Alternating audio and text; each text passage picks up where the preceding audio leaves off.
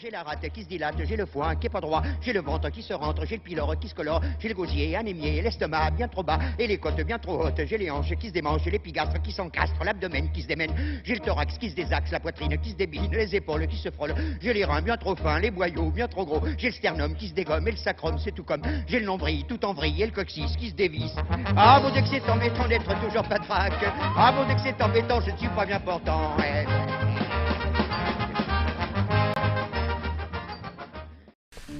Alors, bonjour à tous et à toutes, j'espère que vous allez bien, car aujourd'hui je vais vous parler des maladies. La cause des maladies, c'est donc la suite des cours sur les microzymas, selon le professeur Antoine Béchamp. Alors, comme on a vu ultérieurement, le microzyma est spécifique non seulement de l'individu qu'il bâtit, mais également de l'organe dans lequel il se trouve. Il peut donc changer, se spécialiser, selon les besoins, croissance ou spécificité organique. Nous pouvons donc supposer qu'il peut également devenir pathologique et passer par l'état transitoire de bactéries. Qu'est-ce que la maladie ? Béchamp nous dit, je cite, « La question est bien trop embarrassante. Je peux simplement vous assurer que lorsque nous sommes malades, c'est bien nous qui sommes les patients, qui souffrons, et que c'est bien notre corps qui est le sujet de la maladie qui l'opprime. La maladie est l'apanage de ce qui est organisé et vivant. Il est bien évident qu'on ne peut pas imaginer qu'une soupe ou un jus de fruits laissé sur une paillasse puisse devenir malade. La naissance de la mythologie du microbisme. La théorie des germes morbifiques ne nous vient pas de Pasteur.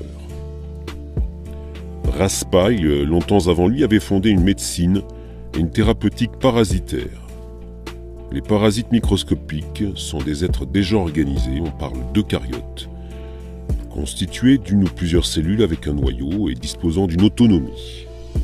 Exemple, nous avons les levures, comme la levure de bière, les algues microscopiques, les protozoaires comme la Giardia lamblia, dont voici la photo avec des microzymas qui sont les petits points brillants tout autour. Le Trichomonas vaginalis, les mycètes champignons microscopiques. Ces eucaryotes se reproduisent soit par division en deux, soit par des mécanismes plus ou moins sexués. Ce sont des êtres vivants organisés, bâtis par les microzymas, bien visibles au niveau de la membrane des cellules de levure de bière. Certains d'entre eux ne peuvent vivre qu'en parasitant un autre être organisé plus volumineux. Ensuite, ce seront Kircher, Linné, puis Bonnet, qui évoqueront les premiers la doctrine des germes morbifiques préexistants, les prokaryotes ou bactéries. Voilà ce que disait Buffon, un autre scientifique du XIXe siècle, au sujet de ces théoriciens. Je cite, « Quelques anatomistes préoccupés du système des germes préexistants ont cru de bonne foi qu'il y avait aussi des germes monstrueux et que Dieu avait créé ces germes monstrueux dès le commencement. Mais n'est-ce pas ajouter une absurdité ridicule et indigne du Créateur à un système mal conçu ?» Fin de citation. Est-ce que ce sont les mouches qui ont construit le tas de fumier ? Bien sûr que non. Les mouches interviennent après pour redistribuer la matière azotée à la surface du sol et créer, comme vous le savez, l'humus. Eh bien, il en est de même pour les bactéries présentes lors des maladies. Elles sont là pour éliminer les tissus malades ou les corps étrangers et non pour détruire la vie. Sur cette photo, on voit des staphylocoques dorés en microscopie électronique à balayage. Là encore, nous pouvons distinguer les microzymas qui les constituent. Les médecins, à cette époque, continuaient à placer dans l'organisme même la cause des maladies. Aucun maître ou professeur de l'époque, dans les facultés de médecine, n'avait fait du germe la cause des maladies, bien qu'il soit de notoriété publique que les hommes, les animaux et les végétaux pouvaient être affligés de maladies parasitaires. Mais il n'omettait pas la part qui revenait à l'organisme hôte dans l'évolution de la maladie parasitaire. Pasteur n'a tenu aucun compte des travaux, observations ou opinions des médecins de l'époque. Il a commencé par nier farouchement l'existence des microzymas, puis il les a reconnus dans les poussières de l'air, mais leur a donné le nom de microbes. Son système de panspermie atmosphérique n'explique en rien ce que deviennent les millions de microzymas que nous aspirons avec l'air. 8 000 à 12 000 litres d'air, suivant l'âge et l'activité, transitent chaque jour dans un organisme humain adulte. Ce que nous absorbons avec l'eau, les liquides et les aliments que nous ingérons. Je vous rappelle que, selon Béchamp, ce sont des centaines de millions de microzymas que nous absorbons par jour. Monsieur Louis Pasteur précise simplement, je cite, « On doit admettre que dans l'état de santé, le corps des animaux est fermé à l'introduction de ces germes extérieurs. » Fin de citation. Cette simple phrase, étude sur la bière, page 40, aurait pourtant dû le faire réfléchir, comme l'exprime Béchamp. Je cite. Pour que les germes puissent pénétrer dans l'organisme, il fallait un désordre préalable, une maladie ou une blessure qui préexiste évidemment à l'introduction de ces germes extérieurs. Fin de citation. Pasteur n'a jamais rien démontré à ce niveau. Il affirme péremptoirement, et ça lui suffit. Il se base, pour arriver à ses conclusions, sur des expériences mal interprétées sur la maladie du vin ou de la bière. De fait, Pasteur considère qu'un animal ou un homme est assimilable à une outre ou à un tonneau rempli de vin ou de bière. C'est malheureusement vrai pour un certain nombre d'individus. Note personnelle. Il admet une panspermie morbifique pour les animaux comme pour la bière et le vin. Au commencement, un génie malfaisant aurait répandu partout les germes de ferments monstrueux à l'origine de la peste, du choléra, de la fièvre jaune, de la variole, de la fièvre puerpérale, de la maladie charbonneuse, de la morve, de la syphilis et de toutes les maladies épidémiques et contagieuses. Ces maladies n'existeraient pas sans ces germes préexistants. Il y aurait même un microbe pyogénique. Les imprudences, la malpropreté, l'encombrement, l'intempérance, la mauvaise nourriture, l'inconduite, etc., sans les germes préexistants, auraient été sans danger, sans influence sur la santé. Béchamp s'insurge contre cette théorie. Je cite, « Tout cela est horriblement faux. » Fin de citation. Origine des germes. La découverte de l'existence de bactéries dans les tissus et le sang à l'occasion des maladies, typhoïde, charbon, date du XIXe siècle. Pour les savants de l'époque, il s'agit là d'un phénomène de parasitisme ordinaire, hypothèse toujours en vigueur de nos jours. Les travaux de Béchamp permettent de mieux comprendre le rôle et la place de ces prokaryotes ou bactéries. Je cite. « Il ne faut pas vous imaginer que le microzyma se convertit en bactérie sans aucune transition. On peut au contraire constater plusieurs formes intermédiaires entre le microzyma et la bactérie. Nous en parlerons tout à l'heure. Il faut seulement que vous vous souveniez que le milieu a une grande influence sur l'apparition de telle ou telle forme de l'évolution du microzyma et qu'il y a une infinité d'espèces quant à la fonction. Enfin que, selon le milieu, le microzyma peut produire des cellules au lieu de bactéries, de véritables microcytes celluleux et des moisissures. » Fin de citation. Travaillant sur des végétaux, du lait et de la viande, En multipliant les expériences avec une extrême rigueur, il en arrive à la conclusion suivante. Je cite. « Il semble exister des bactéries à un degré inférieur de développement dans les végétaux, mais aussi dans les muscles et organes de l'animal encore vivant. » Fin de citation. Il examine aussi avec des précautions remarquables des tissus malades. Et ses conclusions sont irréfutables. Citation.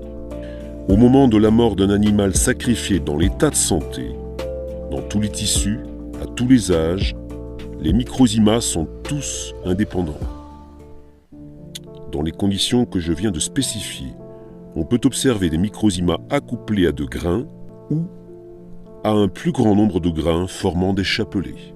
Plus tard, les granulations s'allongent de façon à présenter un petit et un grand diamètre. Bientôt, ces caractères s'accentuent encore davantage et on a de véritables bactéries, quelquefois même de vrais leptotrix, c'est-à-dire de très longs filaments. J'en profite donc pour vous passer quelques images qui ont été obtenues en microscopie optique. On reconnaît bien les globules rouges là, qui sont en pile d'assiettes. Et les fins filaments sont donc des leptotrix. Je poursuis la citation. Très souvent, on peut apercevoir toutes ces formes les unes à côté des autres. Il existe aussi des formes intermédiaires difficiles à décrire. Il y a des bactéries articulées en série linéaire ou brisées, mobiles, progressant dans diverses directions et agitant leurs articles.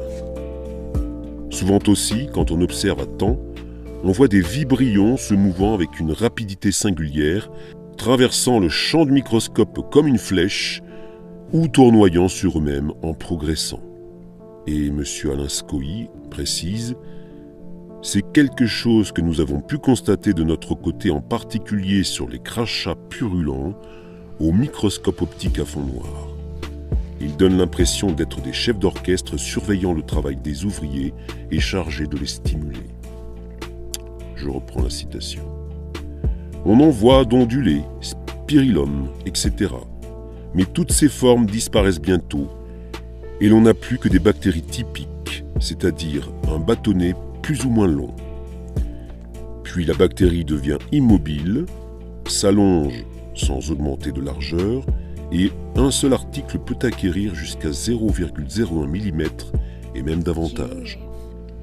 Enfin, dans certains milieux, on voit apparaître des bactéries mobiles ayant un point brillant à l'une des extrémités. La bactérie à point brillant ou à tête. En résumé, les divers vibrions, le bactérium chainette, le bactérium thermo, le bactérium capitatum, la bactéridie, ne sont que les diverses phases du développement des microzymas ou de certains microzymas, plus ou moins dépendants de la nature du milieu. Nous retrouvons ici le cycle de la somatide décrit par Gaston Naissance. Cet homme ne connaissait pas Béchamp et a redécouvert les microzymas qu'il a baptisés somatides. Il les a étudiés pendant des années grâce à un microscope très performant qu'il a pu mettre au point, essayant de faire le lien entre cette évolution et le risque de maladie.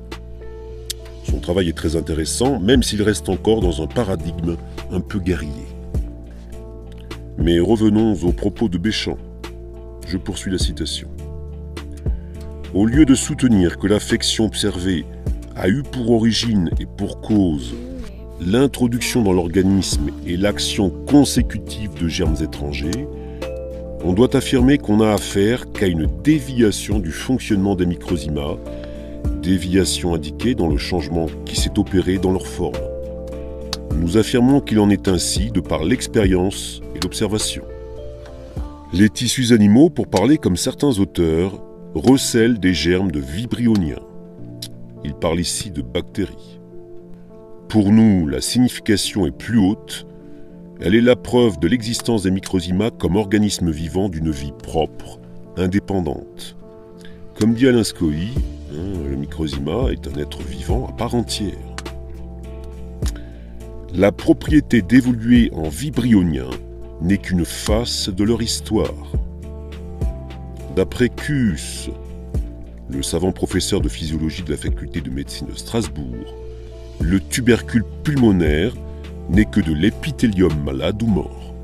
La matière que nous avons étudiée, M. Estor et moi, était contenue dans des kystes à parois fibreuses.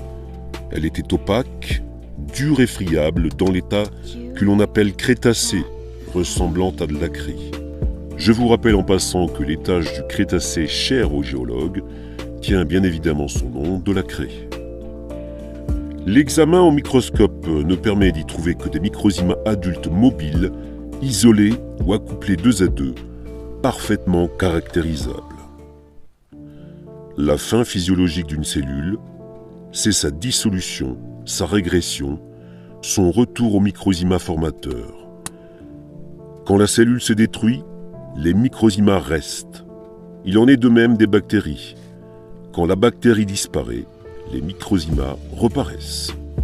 Dans l'estomac d'un chien en digestion, il y a des bactéries qui, physiologiquement, passent avec les produits digérés dans l'intestin grêle, et un peu au-delà du pylore, la sortie de l'estomac, on n'en retrouve plus. Il n'y a que des microzymas, mais les bactéries reparaissent dans le gros intestin et même un peu auparavant. Après la mort, nous sortons ici du domaine de la pathologie pour entrer dans celui de la physiologie de l'espèce. Il faut que la matière vivante revienne à son état primitif, car elle n'a été prêtée que pour un temps à l'être organisé vivant. Est-ce que vous réalisez la portée de cette phrase? Je vous la relis. Il faut que la matière vivante revienne à son état primitif, car elle n'a été prêtée que pour un temps à l'être organisé vivant. On a fait dans ces derniers temps jouer un rôle excessif aux germes apportés par l'air. L'air peut en apporter en effet, mais ils ne sont pas nécessaires. Les microzymas à l'état de bactéries suffisent pour assurer, par la putréfaction, le mouvement circulaire de la matière. L'être vivant, rempli de microzymas, porte donc en lui-même les éléments essentiels de la vie, de la maladie, de la mort et de la destruction. Et messieurs, que cette diversité dans les résultats ne vous étonne pas trop, les procédés sont les mêmes. Nos cellules, c'est un fait d'observation de tous les instants, se détruisent sans cesse par suite de fermentations fort analogues à celles qui succèdent à la mort. En entrant dans l'intimité des phénomènes, on pourrait vraiment dire que nous nous putréfions sans cesse. Fin de citation. J'ai l'antidote contre le pourrissement. Fin de ce cours donc sur les maladies également. Je vous remercie pour votre écoute attentive, bien sûr. Le prochain cours abordera le sujet de la dyscrasie, qui n'est pas évidemment sans lien avec les maladies. Voilà. Je vous souhaite un bon courage dans ce contexte anxiogène à souhait. Et puis, comme j'ai l'habitude de le dire depuis quelque temps, n'oubliez pas que la peur est l'arme de nos adversaires. Soyez peureux. N'ayez pas peur, c'est la peur qui tue. Avec moi, regardez-moi, je vais bien, je vais parfaitement bien.